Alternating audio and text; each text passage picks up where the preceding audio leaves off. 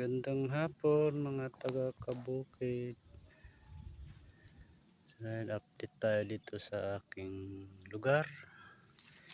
Dito sa bundok. So yan, napakaganda ng panahon. Lamig dito, napakahangin. Ayan. So ayan mga kabukid, ang kulungan ng aking manok. 12 peraso na yan. Puro inahin. Ayan. So update tayo rin sa aking kubo. Ayan ang aking kubo.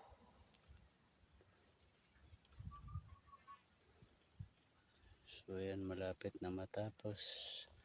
Likod pa lang yan. Yung sa harapan hindi pa tapos.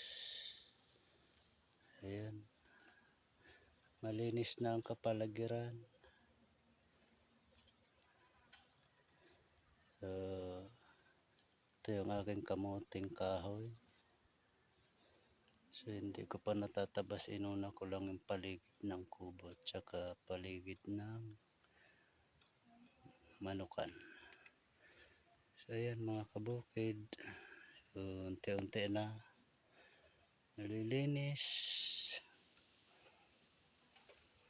So yan, nasa baba ako ngayon ng kubo at nagtatabas.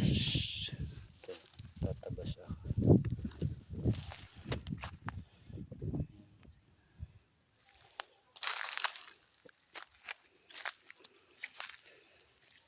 So ito ang ganun, tinabas ko na.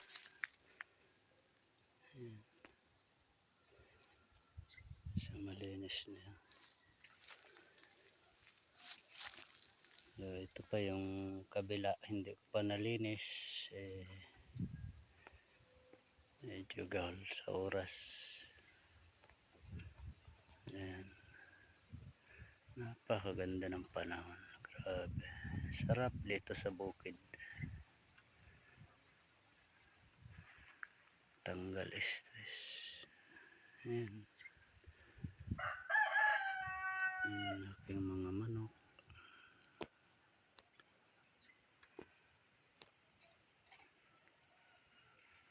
Trapal lang muna ang bubong. Medyo tipid-tipid pa. So ayan, salamat mga taga-kabukid.